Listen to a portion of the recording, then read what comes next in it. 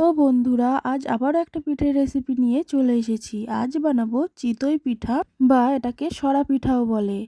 তো এখানে আমি নিয়ে নিলাম চালের গুঁড়ো 500 গ্রাম। তারপর এর মধ্যে সামান্য পরিমাণ লবণ দিয়ে দিলাম।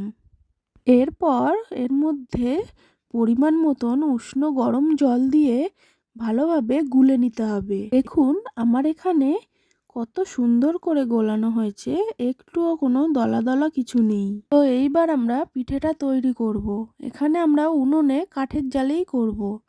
প্রথমে সরাটাকে ভালোভাবে গরম করে তার মধ্যে একটা পরিষ্কার ন্যাকড়ার সাহায্যে তেল দিয়ে ভালোভাবে মুছে নিলাম, না হলে পিঠেগুলো লেগে যাবে, উঠবেই না।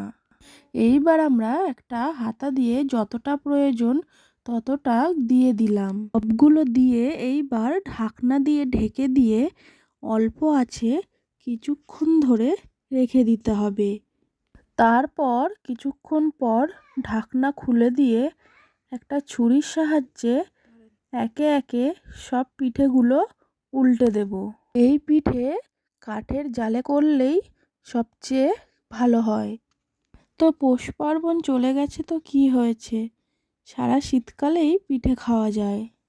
এইবারে আমি সব একে একে পিঠেগুলো তুলে নেব।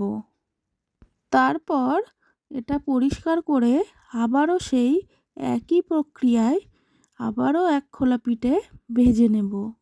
এইভাবে তৈরি করলে পিঠেগুলো নরম তুলতুলেও খুব সুন্দর হয়। তো আপনাদের কার কার এই পিঠেগুলো খেতে ভালো লাগে অবশ্যই আমাকে কমেন্ট করে জানাবেন। তো দেখুন এখানে পিঠেগুলো আমার কত সুন্দর ফুলে উঠেছে, আর এই পিঠেগুলো খেলে শরীরে কোনো ক্ষতি হয় না।